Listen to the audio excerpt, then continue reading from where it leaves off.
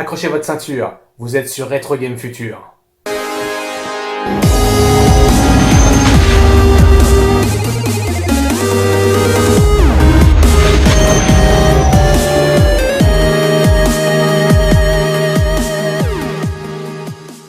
Bonjour à vous, joyeux joueurs du 21e siècle, et bienvenue sur cette vidéo sur le film Gran Turismo que j'ai vu il y a quelques heures. J'avais pas prévu de faire une vidéo, ce qu'il y a c'est que avant de voir le film, j'avais lu des infos sur la vie de ce fameux Yann Mardenborough, et quand je suis sorti du cinéma, je me suis dit mais attends, c'était pas exactement ce que j'avais lu. Donc je suis retourné sur internet pour avoir confirmation de ce que j'avais lu auparavant, et là je me suis dit c'est pas possible quoi, c'est pas possible, il faut que je fasse une vidéo pour en parler parce que, vous l'avez vu sur ma vignette, le problème c'est qu'il y a des gros mensonges dans ce film, et ça me met mal à l'aise parce que d'un côté, en fait, le film est vraiment plutôt réussi. Si tu oublies toute la partie histoire vraie que met en avant Sony, le film est plutôt chouette. Il dure un peu plus de 2 heures. Au niveau de la mise en scène, au niveau de comment sont filmées les courses, etc., je trouve que Neil Blomkamp, le réalisateur, assure. C'est super bien monté, t'as vraiment des bruitages super efficaces, une musique qui est efficace, les acteurs sont bons, que ce soit David Harbour, qu'on connaît de Stranger Things, que ce soit Orlando Bloom, ou même d'ailleurs celui qui incarne le héros, je l'ai trouvé plutôt convaincant dans son rôle. Donc tout le film est plutôt carré, mais le souci, c'est qu'ils ont déformé la réalité et surtout la chronologie de ce qui s'est vraiment passé. Déjà, il faut savoir que autant le personnage donc, de Yann Mardenborough existe bien, on voit ses parents dans le film qui existent bien, son frère aussi, je crois qu'il existe. Par contre, ils ont changé le nom et les personnages en fait des autres pilotes qui avaient été pris pour la GT Academy. Donc c'est pas les mêmes personnes qui étaient avec Yann Mardenborough pendant qu'il a fait justement toute la GT Academy. Donc ça déjà, c'est un peu gênant. Pas totalement dérangeant parce que tu peux comprendre que peut-être que ces fameuses personnes ne voulaient pas être représentées dans le film, donc pourquoi pas. Par contre, ce qui est vraiment embêtant, c'est sur, on va dire, 2 gros événements qui sont dépeints dans le film, qui sont l'accident qu'avait eu donc Yann Mardenborough à, alors désolé pour la prononciation, Nürburgring, et puis le deuxième événement, le fait qu'il ait gagné les 24 heures du Mans avec 2 coéquipiers.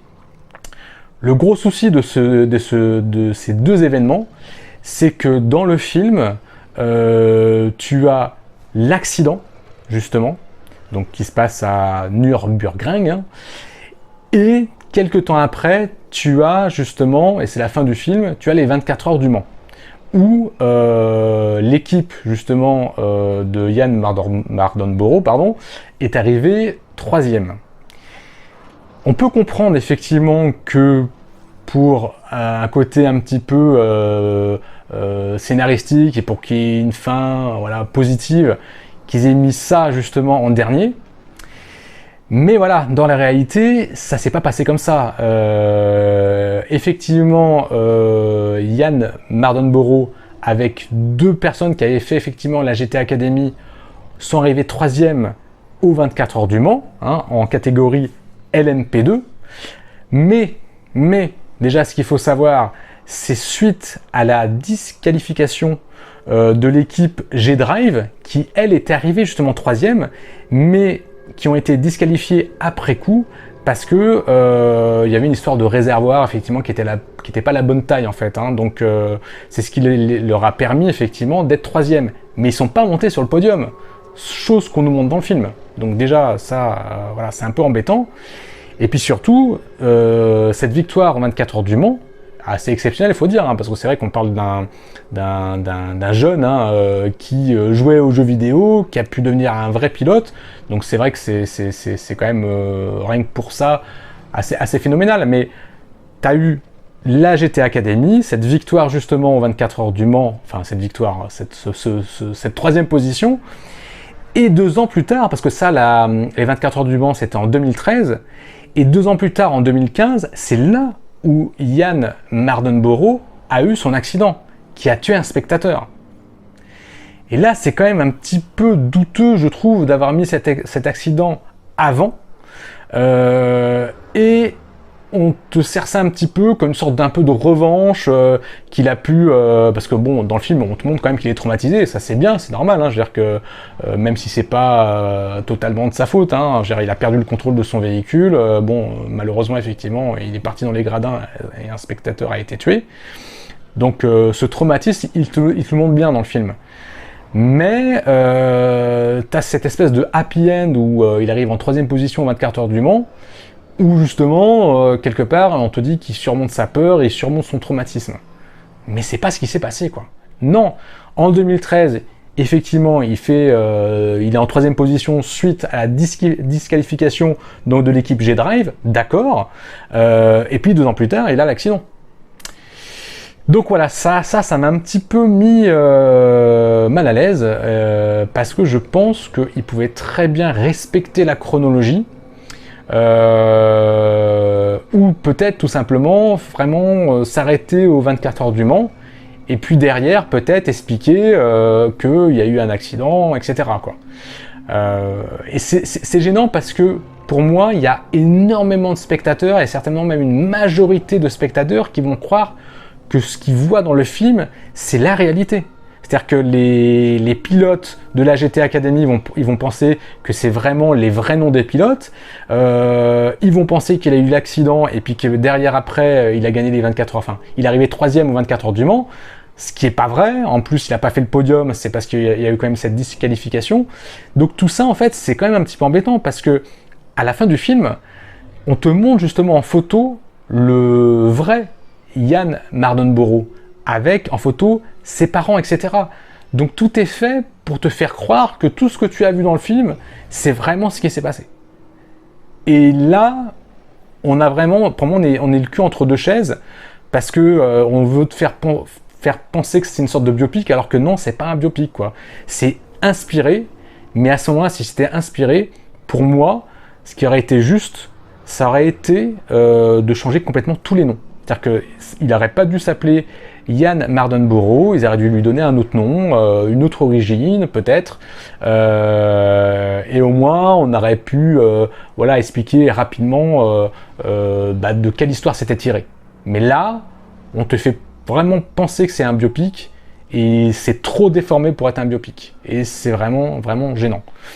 Autre petite chose quand même dont je voulais parler, c'est aussi sur l'aspect un peu publicitaire pour Gran Turismo, parce que voilà, dès le début du film, on te dit que Gran Turismo c'est la simulation ultime des jeux de voiture.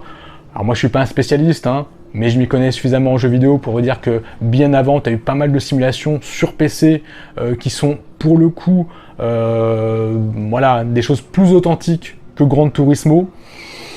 Ce qui est aussi un petit peu embêtant, c'est... alors bon, après on peut pas avoir leur jeter la pierre, mais c'est vrai que quand tu le vois jouer à Gran Turismo, etc., bon, pour des spécialistes comme nous de jeux vidéo, on voit très bien que c'est pas du tout tiré du jeu Gran Turismo, que c'est du précalculé. Voilà, donc c'est vrai que les gens qui vont voir ça au cinéma, ils vont dire « Oh putain, mais c'est trop bien fait Gran Turismo !» Alors oui, Gran Turismo, c'est très bien fait. Oui, c'est vraiment chouette. Mais pas au point où on le voit comme ça au cinéma, où là, clairement, c'est du précalculé, quoi.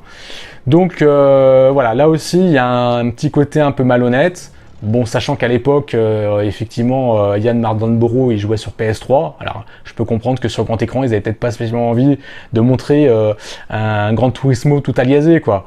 Mais, voilà, c'est vrai qu'il y a quand même pas mal de petites choses vraiment dérangeantes sur cet aspect un petit peu publicitaire, mais surtout sur le fait qu'on ait vraiment biaisé la réalité pour essayer de faire un film avec un joli happy end et une belle histoire entre guillemets, alors que bon, c'est pas exactement ça, quoi. C'est pas exactement ça.